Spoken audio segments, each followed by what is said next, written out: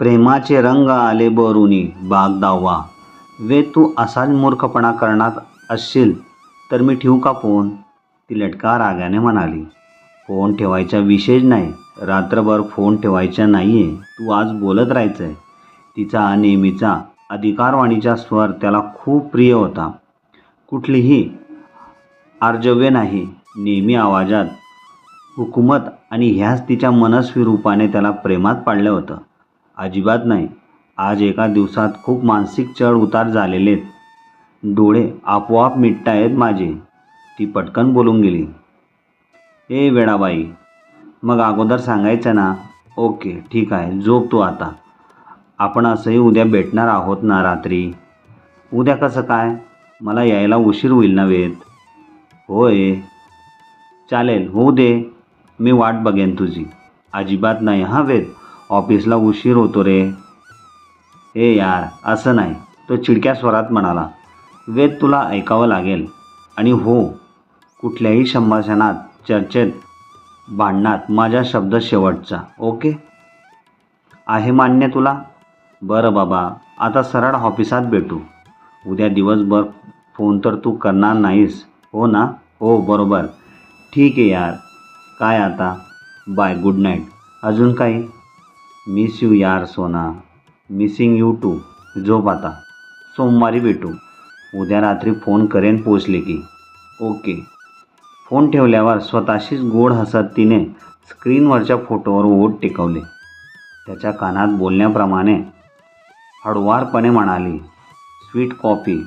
समोर हवेच्या झुळकीरशी फुलपानं हळुवार डोलत होते. तिला आवडतात म्हणून लावलेल्या गुलाबशिंच्या फुलांचा गोडसा धुंद सुगंध तिला नेहमी त्याची जाणीव करून द्यायच्या. त्या उमललेल्या मोहक फुलांकडे पाहून नकळत तिचे डोळे भरून आले. रेवा आणि त्याच्या मैत्रीविषयी येणारी अभद्र शंका तिने झटकून टाकली. बसल्या जागेवरूनच दीर्घ श्वास घेत तिने तो सुगंध श्वासात भरून घेतला आणि त्या सुगंधरसची त्याची जाणीव मनभर पसरली. आणि त्याला असंच मनात बंदिस्त करून द्यावं, कुणाचीही नजर याच्यावर पडायला नको, असा प्रेमखुळा विचार डोक्यात आल्यावर तिला हसू आलं. आणि आपण असे एकांतात उगाच असतोय हा विचार करून प्रेम वेडं असतं किंबहुना वेडं लागतं असं वाटू लागलं होतं. आणि असा निष्कर्ष स्वतःप्रत काढून ती झोपायला गेली. दिवसभर आई बाबा ताई यांच्याशी मनमोकळं बोलून आईकडून लाड करून घेत पुण्याला निघायची वेळ केव्हा झाली ते कुणालाच कळलं नाही. रेमाला वेदाबद्दल सांगताना तिने रेवाचा उल्लेख जाणीवपूर्वक टाळला होता. का कुणास ठाऊक, एक अनामिक भीती मात्र तिच्या मनात घर करून बसली होती. कधी नव्हे ते आज जर घर सोडताना पाय निघत नव्हता आणि डोळ्यात वेदला भेटायची ही ओढ होती. नात्याच्या या दोन्ही ओढीमध्ये प्रेम नव्यानेच गवसवत होते, उमलू पाहत होते. त्यामुळे ते नवखेपण गोड हुरहुर लावत होते. भरलेल्या डोळ्यांनी निरोप घेऊन ती निघाली. 2.5-3 तासांच्या या प्रवासात बाबांशी देखील ती खूप विषयांवर भरभरून बोलली होती. पहिली नोकरी, आलेल्या अडचणी, तिच्या बाबा तिची होत असलेली स्तुती हे तिने अगदी शाळकरी पोरीच्या कोवड्या उत्साहात बाबांना सांगितलं. एरवी कधी ते सोडवायला आले की इंदापूरला कानात टाकलेले हेडफोन्स सरळ बिबेवाडीलाच कानातून बाहेर यायचे. आज त्यांची गरज पडली नव्हती. पैसा नाही तर थोडासा सुसंवाद ही नात्यांसाठी किती महत्त्वाचा असतो याची जाणीव नकळत का होईना श्रीकांत मोहित्यांना झाली होती. मन विचारांच्या गुंत्यात अडकून पडलं. मुलींच्या अल्लड उमळत्या वयात तिच्या फुलपाखरी कॉलेजच्या दिवसात आपण पालक म्हणून तिच्याशी सुसंवाद ठेवायला, तिला समजून घ्यायला कमी पडलो. आपण आपल्याच शेअर मार्केट, इन्व्हेस्टमेंट, सतत मीटिंग्स, मग त्यावरून पत्नीशी दुरावा, या सगळ्या गोष्टीत इतके गुरफटले गेलो की राजकन्यासारख्या पोरींच्या आयुष्यातून मिडास राजासारखे दुरावले जात होतो. आज नियतीने एक सनसनीत चपराक मारली आणि खडबडून जागं केलं. ऋतूच्या साबणाच्या फुग्यासारखा रंगीत क्षणात उमलणाऱ्या मिटणाऱ्या गप्पा ऐकून ते सुखावत होते. काही दिवसांपूर्वी जिच्या लग्नाची घाई त्यांना लागली होती तीच ऋतू आता अगदी अल्लड वाटत होती. तिच्या सोसायटीसमोर गाडी थांबली. यावेळी मोहिते आवर्जून तनू आणि प्रियाला भेटले. विचारपूस केली. थोडा वेळ थांबून ते परतीच्या वाटेला लागले. यार काका ठीक आहे ना? तनू रूममध्ये आल्यावर आश्चर्याने खुर्चीवर बसत म्हणाली. ऋत्या काय झालं ग घरी? म्हणजे सांगायचं नसेल तर ओके, पण काका चक्क हसून बोलत होते. एरवी म्हणजे प्रिया जरा आंबट तोंड करत म्हणाली. अगं सांगते, आता मला शेअर करायला काहीच प्रॉब्लेम नाही. फ्रेश होते तोपर्यंत आईने काय काय खायला दिलं आहे ते खाऊन घ्या, मग गप्पा मारूया ओके, ती हसत म्हणाली. तिने पोचले म्हणून वेदला मेसेज पाठवला आणि ड्रेस चेंज करायला गेली. घरच्यांबद्दल पहिल्यांदाच इतक्या आपुलकीने बोलणाऱ्या ऋतूकडे तनू प्रिया अवाक होऊन बघत राहिल्या.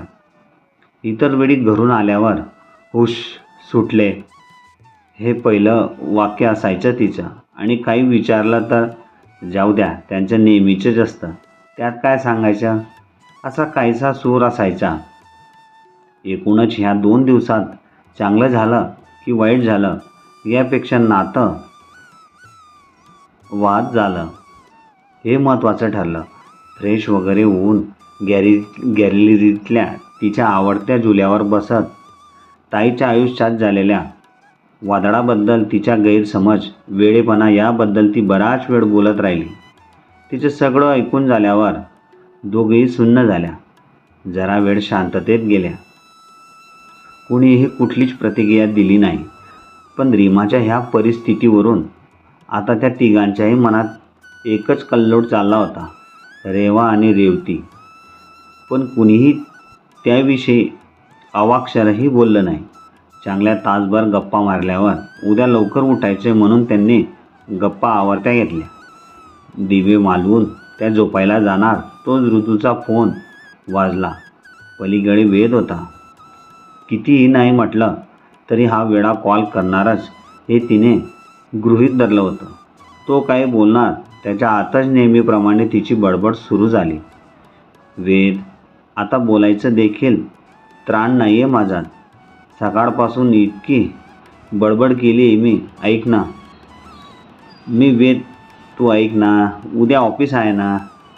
ऋतू, 1 मिनिट ऐकून घे मी काय सांगतोय ते. वेद, तू आता मात्र. तिचं बोलणं पूर्ण होण्याच्या आत त्याने तिला थांबवलं. वेळाबाई, खाली ये, मी आलो आहे. ऐकत जा थोडं. अगदीच बोलू देत नाही काय? तिच्या इतक्या जोरात काय म्हटल्याने तनू प्रिया उठून बसल्या. काय ग, काय झालं? दबक्या आवाजात प्रिया म्हणाली. काय नाही, झोपा तुम्ही, मी आलेच. डोक्याला हात मारत दोघेही हसत सुटल्या. ती लॅचची चावी शोधेपर्यंत प्रेम लग्न big no no for me असं म्हणणार. काल परवापर्यंत कुणीही तरी होतं बरं का असा टोमणा मारून प्रिया तिला चिडवत होती. आल्यावर बघते दोघींना म्हणून ती दरवाजा उडून बाहेर पडाली. वेदचं येणं तसं तिला अगदीच अनपेक्षित नव्हतं, पण येईलच अशी खात्री नव्हती. ती बाहेर आली. तो गाडीला टेकून उभा होता. विस्कटलेले केस, टी शर्ट आणि जीन्समध्येही तेवढाच रुबाबदार दिसत होता. तिला समोर पाहताच त्याने कानाला हात लावून सॉरी म्हटलं. ती गाल फुगवून कंपाऊंड लगतच्या बाकावर जाऊन बसली. तोही शेजारी जाऊन बसला. ती रागाने जरा दूर सरकून बसल्यावर तोही हसत तिच्यापासून अजून दूर जाऊन बसला. वेद, मी कालच नको म्हटले होते तुला. आता तू केव्हा परत जाणार, झोपणार आणि केव्हा उठणार, आणि केव्हा उद्या ऑफिस आहे ना. काय ग, सारखं ऑफिस ऑफिस, तुला बघायचं होतं ना. बस माझ्यासाठी विषय संपला. त्याच्या चेहऱ्यावर पसरलेली नाराजी तिने ओळखली.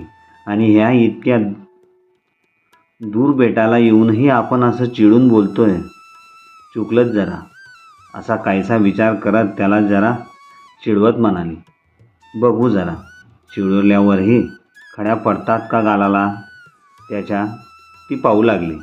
आता गोड बोलायचा काही विषय नाही. चिडक्या स्वरात तो म्हणाला.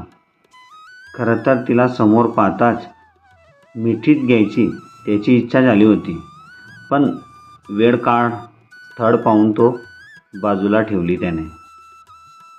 त्यात तिने ऑफिससारखा वृक्ष विषय काढल्याने तो अधिक चिडला.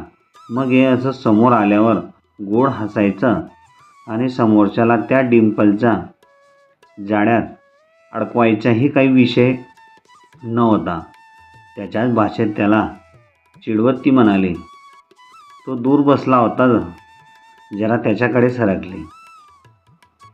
तसं चेहऱ्यावरची नाराजीची एकही रेष हलू न देता कोरड्या आवाजात म्हणाला. सॉरी, तू नाही म्हणत असताना मी असं यायला नको होतं. पण घरी काय झालेलं ठीक आहे ना आता सर्व? काही प्रॉब्लेम आहेत का घरी? नाही, आता सर्व ठीक आहे. उद्या बोलूच ते ऑफिस सुटल्यावर. आणि चिडू नकोस. मी रागावू नाही शकत का तुझ्यावर? थोडंसुद्धा रुसू नको. लाडीकपणे त्याचं मन वळवण्याच्या प्रयत्नात ती होती. ऋतू, मला माझ्या प्रत्येक क्षणात तू हवी आहेस. जेव्हा वाटेल तेव्हा मी भेटायला येणार. मला माहीत नाही काय होत असं वाटतं की हे एक साखर झोपलेलं स्वप्न आहे. आता डोळे उघडतील आणि समोर तू नसशील. किती वेळ सोबत असलो तरी मन भरत नाही असं वाटतं ग. तुझ्या माझ्यातले क्षण पाऱ्यासारखे निसटून जातील. तो भान हरपून मनातलं बोलत होता. ती त्याच्याकडे बघतच राहील. काही क्षण निशब्द गेले. ओके, चल निघतो, ऑफिस आहे. मुद्दाम ऑफिस या शब्दावर जोर देत आणि तिच्या मगाच्या प्रश्नाला उत्तर देण्याचे टाळत तो म्हणाला आणि जाण्यासाठी उठला. बरं बाबा, चुकलं, माफ कर, ती रडकुंडीला येऊन म्हणाली. तिच्या ह्या रडक्या पण गोंडस चेहऱ्याकडे पाहून एक स्मित हास्य त्याच्या चेहऱ्यावर पसरलं. ठीक आहे, उगाच गंमत केली तुझी. माफी वगैरे मागायची गरज नाही. चल, बराच उशीर झाला आहे. तो उठला. ते गाडीजवळ आले. नीट जा, हळू गाडी चालव, ती काळजीने म्हणाली. अजून काही? अजून ते गुड नाईट वगैरे, स्वीट ड्रीम वगैरे, ती जरा लाडीकपणे म्हणाली. काळी जादू वगैरे येते का ग तुला? तिच्या डोळ्यात एकटक बघत तो म्हणाला.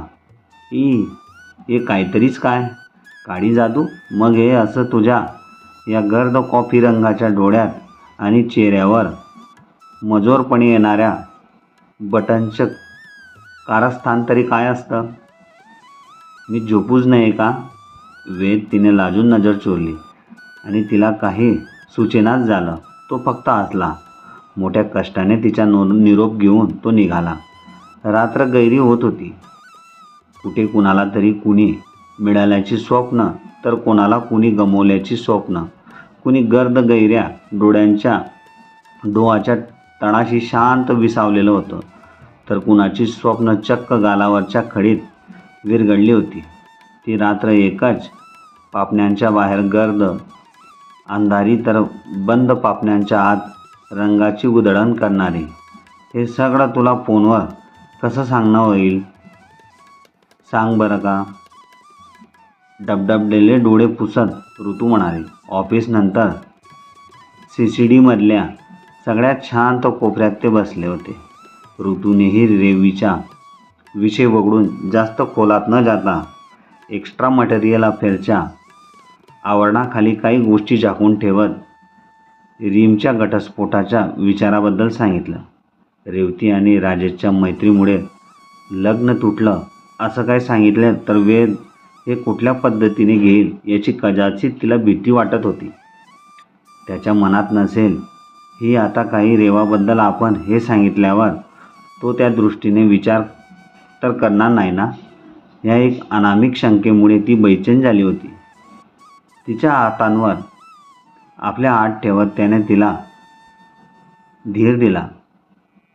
ऋतू, आपण आहोत तिच्या या प्रवासात, तिच्यासोबत. काळजी नको, सगळं ठीक होईल.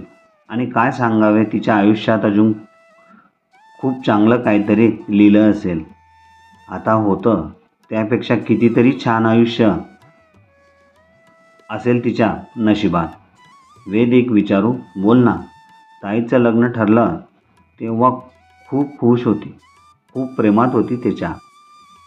आता पुन्हा नव्याने ती कुणाला आपलंसं करेल?